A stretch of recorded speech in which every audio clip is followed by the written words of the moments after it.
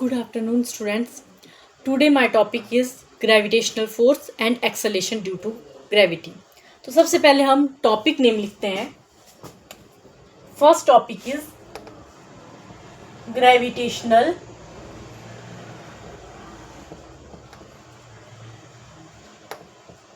Force. Second, उसके बाद में ही जो इसके साथ जुड़ा हुआ टॉपिक है that is your acceleration due to gravity.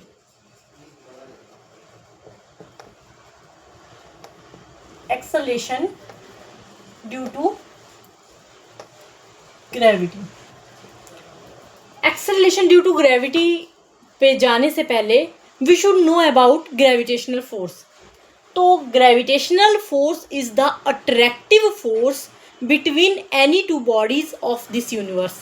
मतलब इस यूनिवर्स के कोई भी दो बॉडीज हैं उनमें जो अट्रैक्टिव फोर्स है that is your gravitational force. For example sun और मून, उनमें क्या है ग्रेविटेशनल फोर्स. सन और अर्थ, इसमें भी क्या है ग्रेविटेशनल फोर्स. जुपिटर, मतलब जो भी हमारा सोलर सिस्टम है और जितने भी हमारे ग्रह हैं उन सब के बीच ग्रेविटेशनल फोर्स. इवन अर्थ पे भी अगर हम बात करें तो मैं और आप जो कैमरे के पीछे लगे हैं, बैठे हैं, सुन रहे हैं, हमारे बीच भी ग्रेविटेशनल फोर्स लग रही है. मेरे और बोर्ड के बीच में भी ग्रेविटेशनल फोर्स है.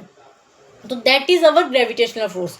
अब ये ग्रेविटेशनल फोर्स है ये that is depends on product of two masses of body. Let us suppose कि एक बॉडी हमारे पास जो है उसका मास है स्मॉल m और एक बॉडी जो हमारे पास है उसका मास है कैपिटल M. तो जो ग्रेविटेशनल फोर्स है that is directly proportional to product of two masses. इन दोनों के मासेस के प्रोडक्ट के बराबर होगा. तो पहले का मास स्मॉल m है, दूसरे का कैपिटल M है. ठीक है, हो गया प्रोडक्ट के मासेस के बराबर. अब जो है इनवर्सली प्रोपोर्शनल होगी ये force square of distance between them. मतलब इन दोनों के बीच में जितना डिस्टेंस है वो हमने r ले लिया, स्मॉल r से रिप्रेजेंट किया है. तो that is your inversely proportional to square of distance between them. अब जब हम इन दोनों इक्वेशनों को कंबाइन करेंगे तो हमारे पास जो force I that will B F is directly proportional to small m capital M divided by r square. अब हम इस प्रोपोर्शनलिटी के साइन को हटाएंगे. जब प्रोपोर्शनलिटी के साइन को हटाएंगे तो यहाँ पर इज इक्वल टू का साइन आएगा. तो अब हमारे पास जो force is equal to capital G M capital M divided by r square. अब ये जो G है that is your universal constant. Universal constant. अब ये यूनिवर्सल कांस्टेंट क्या होता है? यूनिवर्सल कांस्टेंट मींस जिसकी वैल्यू हर जगह, चाहे अर्थ हो, मार्स हो, मून हो, सन हो, हर जगह जो है इसकी वैल्यू जो है सेम रहती है. तो इस जो जी की वैल्यू है दैट इज योर 6.67 इंटू 10⁻⁻11. अब इसकी ऐसा यूनिट क्या होगी जी की, यहीं से निकल जाएगी. फॉर्मूला है F is equal to G M M divide by R square. अब ऐसे ही हम यहाँ से इसका फॉर्मूला निकालेंगे. कैपिटल जी क्या होगा हमारे पास F, ये आर स्क्वायर पार मल्टीप्लाई हो जाएगा F के साथ, R square divided by small m capital M. अब इस G के लिए फोर्स जो होती है हमारे पास F, उसकी SI यूनिट होती है न्यूटन. ठीक है, डिस्टेंस की होती है मीटर. तो यहाँ पर डिस्टेंस का स्क्वायर है तो यहाँ पर भी मीटर का स्क्वायर आ जाएगा. डिवाइडेड बाय m मास की होती है किलोग्राम, तो किलोग्राम का स्क्वायर. तो आपके पास जो g की ऐसा यूनिट आएगी that is your n m square kilogram पर किलोग्राम स्क्वायर. ये आ गई आपकी इसकी SI unit, SI unit of capital G. ठीक है, this is your the value of capital G और योर ग्रेविटेशनल फोर्स. फॉर्मूला हमें पता चल गया, ऐसा यूनिट भी हमने लिख दी. बट अब जो हमारा मेन टॉपिक है that will be acceleration due to gravity. Acceleration due to gravity पे जाने से पहले हम फ्री फॉल को थोड़ा सा देख लेंगे. अब ये फ्री फॉल क्या होता है?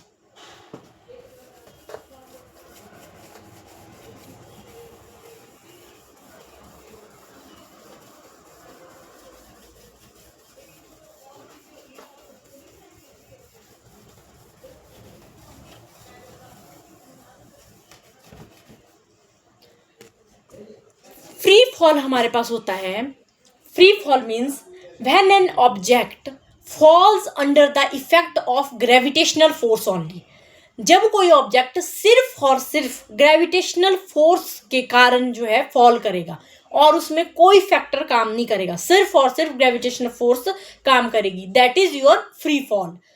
अब हमारे पास क्या होता है फ्री फॉल में, अब हमने एक एग्जांपल भी देखा है कि अगर हमारे पास हम किसी हाइट से दो चीज़ें फेंकते हैं, मान लो मैं एक पेन फेंक रही हूँ और मैं एक रुमाल फेंक रही हूँ, तो ये दोनों जो बोलते हैं कि ये दोनों जब भी फेंके जाएंगे तो ये जो है दोनों बराबर नीचे गिरते हैं, बट कंडीशन क्या होनी चाहिए कि वहां पर वैक्यूम होना चाहिए, एयर नहीं होनी चाहिए। ये अभी क्या हो रहा है, अभी मैं दोनों को साथ में फेंक रही हूँ तो पेन ज़्यादा जल्दी नीचे गिर रहा है, मार्कर ज़्यादा जल्दी नीचे गिर रहा है और ये रुमाल जो है थोड़ा कम स्पीड से नीचे गिर रहा है। क्यों? बिकॉज अभी हमारे पास यहाँ पर एयर है, वैक्यूम नहीं हमने क्रिएट किया है, एयर है। तो एयर की वजह से क्या होता है कि ये जो है कम स्पीड से नीचे गिर रहा है और ये ज़्यादा स्पीड से नीचे गिर रहा है। तो अब हमारे पास एक्सेलेरेशन ड्यू टू ग्रेविटी भी यही होता है। एक्सेलेरेशन ड्यू टू ग्रेविटी जो है वो क्या होता है, एक्सेलेरेशन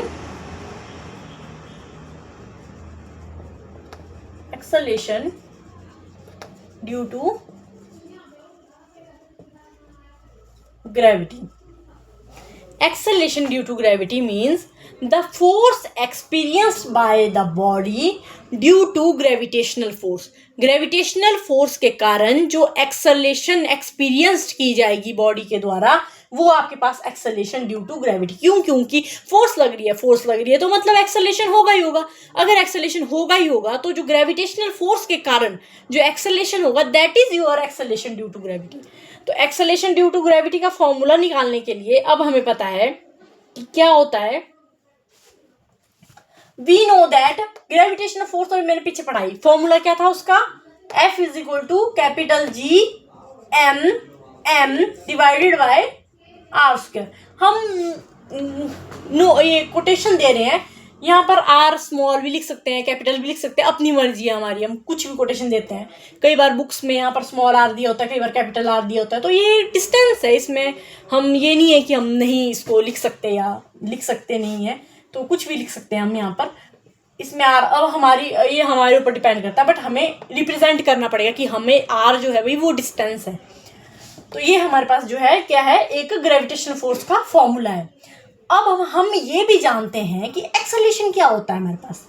एक्सेलरेशन होता है फोर्स अपॉन मास, क्योंकि फोर्स होता है हमारे पास मास इनटू एक्सेलरेशन, तो एक्सेलरेशन हो जाएगा फोर्स डिवाइड बाय मास। अब फोर्स कौन सी है, यहाँ पर हम कर रहे हैं एक्सेलरेशन ड्यू टू ग्रेविटी, मतलब ग्रेविटेशनल फोर्स की बात कर रहे हैं हम यहाँ पर। तो फोर्स हम यहाँ पर ग्रेविटेशनल फोर्स लिख देंगे, that is your capital G M small m divide by R square, और स्मॉल m भी है यहाँ पर मास ऑफ बॉडी।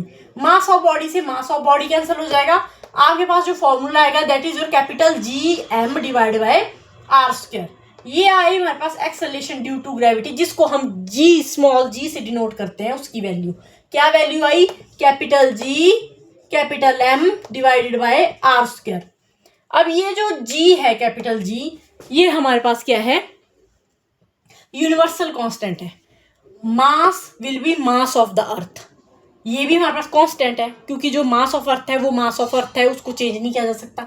इस G की वैल्यू को भी हमने पढ़ा कि इसको भी चेंज नहीं किया जा सकता। अब रेडियस ऑफ अर्थ, जितना रेडियस ऑफ अर्थ है वही रेडियस ऑफ अर्थ रहेगा, इसको भी चेंज नहीं किया जाता। तो जब इनकी वैल्यूज पुट करेंगे तो हमारे पास जो स्मॉल g की वैल्यू आएगी वो अप्रोक्सीमेटली 9.8 आएगी। और ये क्या है, acceleration due to gravity. Acceleration की ऐसा यूनिट क्या होती है, मीटर पर सेकंड स्क्वायर। तो यहाँ पर जो स्मॉल g की वैल्यू आई वो आई 9.8 मीटर पर सेकंड स्क्वायर। ठीक है, ये आ गया हमारे पास एक्सेलरेशन ड्यू टू ग्रेविटी। अब हमने एक्सेलरेशन ड्यू टू ग्रेविटी भी देख लिया, पर ये देखा हमने अर्थ पे कि अर्थ पे एक्सेलरेशन ड्यू टू ग्रेविटी इतना है। अब हम देखना चाहेंगे कि अर्थ से अगर हम थोड़ा सा अप जाते हैं या अर्थ से हम थोड़ा सा लो जाते हैं तो एक्सेलरेशन ड्यू टू ग्रेविटी की वैल्यू किस तरह से वेरी करेगी, किस तरह से चेंज होगी, वो हम देखेंगे। तो अब हमारे पास है next acceleration due to gravity.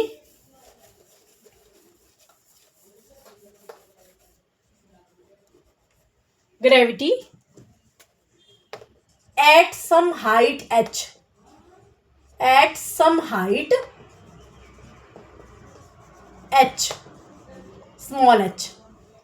तो ये हमारे पास अर्थ है, इसका रेडियस मान लिया r। अर्थ है, अर्थ के सेंटर से अर्थ के सरफेस तक का रेडियस कैपिटल R है।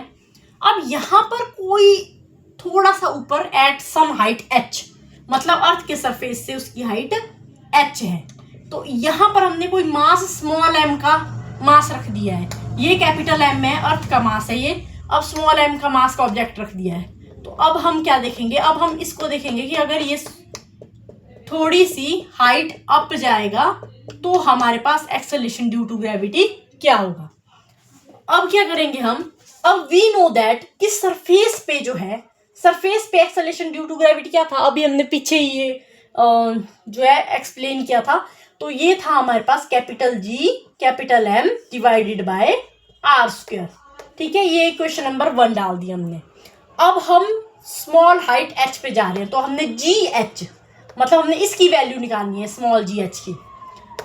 इसकी value at some height h पे क्या हो जाएगा, capital G capital M divided by R plus h। अब डिस्टेंस यहाँ पर R ना रहकर इन दोनों का डिस्टेंस क्या आ जाएगा, R प्लस h आ जाएगा, क्योंकि दोनों इस मास में, मास ऑफ अर्थ और जो ऑब्जेक्ट हमने रखा है h हाइट पे, उनके बीच में जो डिस्टेंस है वो है R प्लस h। तो यहाँ पर R प्लस h आ जाएगा। तो ये हो गया आपकी इक्वेशन नंबर 2। अब क्या करेंगे हम, अब हम डिवाइड करेंगे इक्वेशन नंबर 2 को इक्वेशन नंबर 1 से डिवाइड करेंगे।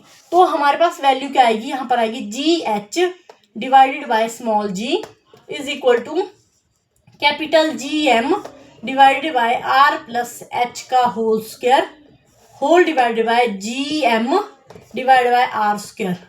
GM से GM कैंसिल हो गया, R स्क्वायर अब चला गया, तो GH divided by G is equal to R square divide by R plus H का होल स्क्वायर। अब हम यहाँ से R स्क्वायर को कॉमन ले लेंगे, हमें निकालनी है GH की वैल्यू। ये इसके लिए हम ये सारा जो भी है वो कर रहे हैं।